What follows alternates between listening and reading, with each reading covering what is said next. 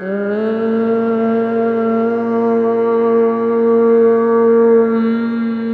योग साधकों, योग विद माया में आप सभी का हार्दिक स्वागत है। आज मैं एक ऐसे विषय पर बात करूंगी जो बहुत ज़रूरी है। जैसे हमें डायबिटिक पेशेंट के साथ कैसा व्यवहार करना चाहिए, इस विषय पे हम चर्चा करेंगे। नॉर्मली क्या होता है कि हम डायबिटिक पेशेंट जो होते हैं उनके साथ ऐसा व्यवहार करते हैं, आपको डायबिटीज़ है, आपने आलू नहीं खाना, चावल नहीं खाना, चीनी नहीं खाना, समोसा नहीं खाना, मीठा नहीं खाना, मिठाई नहीं खानी। तो ऐसा व्यवहार जो हम करते हैं, इसकी वजह से डायबिटीज़ जितना ज़्यादा बढ़ती है उतना खाने की वजह से नहीं बढ़ती। हमारे शुभ चिंतक होती है, जो हमारे परिवार के सदस्य होते हैं, जो हमसे बहुत प्यार करते हैं, इनकी वजह से हमारी डायबिटीज़ बढ़ती है, ना कि खाने की वजह से बढ़ती है। तो हमें ये ध्यान रखना चाहिए कि अगर हमारे घर में कोई डायबिटिक हो तो उसके साथ ऐसा व्यवहार कतई ना करें कि आपको ये नहीं खाना, आपको वो नहीं खाना। आप अपने घर में ऐसा माहौल बनाएं, ऐसी चीज़ों को लाएं और ऐसा भोजन पकाएं, ऐसा बनाएं कि वो हेल्दी हो। हेल्दी खाना सबको खाना चाहिए, चाहे वो डायबिटिक हो, नॉन डायबिटिक हो, वो स्वस्थ हो, बीमार हो, हर किसी को बैलेंस डाइट लेना चाहिए। तो बैलेंस डाइट लेने के लिए ये ज़रूरी नहीं है कि आप जो किसी को कोई प्रॉब्लम हो गई है तो आप उसको बिल्कुल एहसास दिलाएं कि आपने ये बीमारी है, आपने ये नहीं खाना, आपने वो नहीं खाना। आपने वो एहसास दिलाना है कि आप बिल्कुल ठीक हो, नॉर्मल हो, स्वस्थ हो, और आप ऐसे खाना सर्व करें, ऐसा दें कि वो आपके लिए भी हेल्दी हो, उनके लिए भी हेल्दी हो। डायबिटिक पेशेंट के लिए कोई ऐसा फूड नहीं है कि बहुत ज़्यादा परहेजी खाना खाएं और करेला ही और लौकी करेले का जूस या ही वही अच्छा उनके लिए है और वही उसी से उनकी डायबिटीज़ ठीक हो जाएगी, ऐसा नहीं है। आधी डायबिटीज़ तो हमारे व्यवहार से ठीक हो जाती है। अब उनको पता ही नहीं चलना चाहिए कि उन्हें डायबिटीज़ है। डायबिटीज़ कोई ऐसी बीमारी नहीं है जिसकी वजह से कुछ बहुत प्रॉब्लम आ जाए।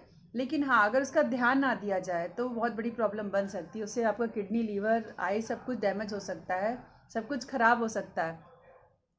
तो हमें ठीक तो करना है, डायबिटीज़ ठीक करनी है, तो उसके लिए डायबिटिक पेशेंट को अपना पैनक्रियाज एक्टिव करने की ज़रूरत है। उसका पैनक्रियाज एक्टिवेट होगा, इंसुलिन प्रोड्यूस होगा, तो उसका डायबिटीज़ ठीक होगा। उसके लिए थोड़ा आसन प्राणायाम बहुत ज़रूरी है। साथ साथ खान पान में भी संतुलन बहुत ज़रूरी है। लेकिन संतुलन ऐसे नहीं हो सकता कि आप रिस्ट्रिक्शन लगा के उसको संतुलित कर सकें। संतुलन तभी होगा जब फैमिली मेम्बर्स अपने साथ आत्मसात करके चलें उन्हें। तो आपने ऐसा फूड अपने घर में हर किसी को खाना चाहिए जो हेल्दी हो, और हेल्दी खाना हर डायबिटिक पेशेंट खा सकता है।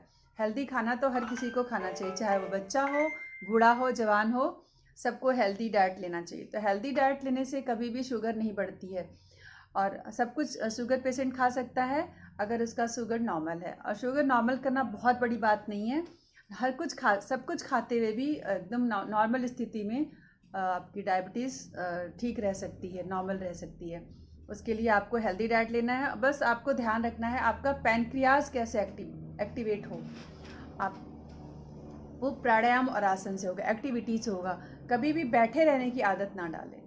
तो घर का माहौल, अगर किसी को आप बहुत टेंशन देंगे तो टेंशन में ही उसका कुछ करने का मन नहीं करेगा। वो ज़्यादा प्रेशर से भी इंसान अपने ऊपर लेके देखिए, अगर हमें डायबिटीज़ होती और हमें कोई ऐसा बोलता तो हमें कैसा लगता, मैं क्या चाहता हूँ या चाहती हूँ।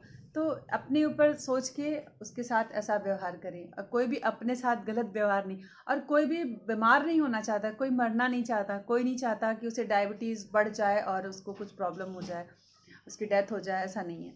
सब कोई स्वस्थ रहना चाहता है। तो आप खुद पे लेके देखिए कि अगर हमें ऐसा हो जाए तो हमें कैसा क्या अच्छा लगेगा। कोई बीमार मरना नहीं चाहता, बीमार नहीं होना चाहता, तो हम क्यों सोचते हैं कि वो इंसान खुद बीमार रहना चाहता है या फिर वो कुछ कर लेगा, उल्टा सीधा खाएगा। अगर उसने खाना होगा तो बाहर जाके खाएगा, वो खाएगा ही खाएगा। तो उसका व्यवहार देखिए कि वो क्या सोच रहा है। अगर आप उसके सामने बैठ के समोसा खा रहे हो, कचौड़ी खा रहे हो, आलू का पराठा खा रहे हो, बहुत ऐसी चीज़ें हैवी खा रहे हो, और उसने आपने एक सूखी 2 रोटी रख दी और लौकी की सब्ज़ी, करेले की सब्ज़ी रख दी, तो फिर आपको क्या लगता है कि वो खा के खुश रहेगा, उसकी डायबिटीज़ ठीक हो जाएगी, वो स्वस्थ हो जाएगा? नहीं। वो और ज़्यादा बीमार हो जाएगा और टेंशन में आ जाएगा, और टेंशन की वजह से उसकी डायबिटीज़ बढ़ जाएगी, और फिर वो मौका मिलते ही जब मौका पाएगा बाहर जाके खाएगा। कोई भी खा सकता है। तो आपने ये सोचना है कि वो बाहर जाके ना खाए, और वो खुद से सोचे कि हमें कैसे स्वस्थ रहना है, हेल्दी रहना है, तो वो खुद पे अपना अप्लाई करेगा। हर आदमी चाहता है कि वो ठीक रहे, तो वो खुद ठीक रहेगा। लेकिन अगर आप ज़बरदस्ती ठीक करना चाहोगे तो कभी भी ठीक नहीं होगा। तो आपने अब जैसे घर के सारे मेंबर्स खा रहे हैं, तो वैसे उस पेशेंट को भी आपने भोजन देना है। अब हर चीज़ को इतने अच्छे तरीके से बनाइए, हेल्दी बनाइए, कि वो किसी को भी नुकसान ना करे, ना डायबिटिक पेशेंट को नुकसान करेगा और ना आपको नुकसान करेगा। बस ये है कि एक्टिविटी होनी चाहिए, आपकी कैलोरी बर्न होनी चाहिए, और पैनक्रियाज एक्टिवेट होना चाहिए। जब ये एक्टिवेट होगा और आपका अच्छा व्यवहार, उसको भी लगेगा ना कि घर में तो सभी यही खा रहे हैं, उसको अलग से कुछ फील ही नहीं आएगा, और तो अपने आप ही उसका माइंड रिलैक्स्ड रहेगा। उसको प्यार प्यार से, अच्छे व्यवहार से और अच्छे खाने से आप भी वही खाओ, उसे भी वही खिलाओ। अगर आपने कुछ अलग से खाना भी है तो उसको दिखा दिखा के, उसके सामने किसी को लालच दिला के, और ऐसे नहीं ठीक कर सकते।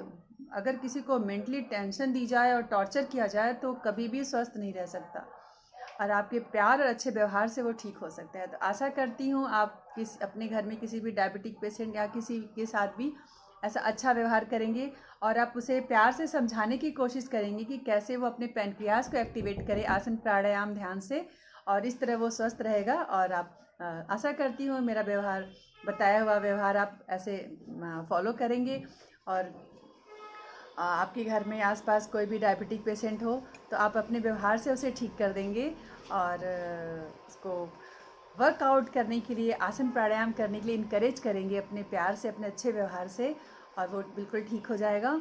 डायबिटिक पेशेंट बिल्कुल ठीक हो सकता है, और मैंने तो बहुत लोगों को देखा है कि जिनकी डायबिटीज़ 100% ठीक होगी, डायबिटिक से नॉन डायबिटिक हो गए। तो आशा करती हूँ कि डायबिटीज़ को क्योर करने में आप सभी अपने परिवार समाज की मदद करेंगे, और इसी विचार के साथ अब आपसे विदा लेती हूँ, और अगले वीडियो में किसी और विचार के साथ आपसे मुलाकात होगी। तब तक के लिए नमस्कार।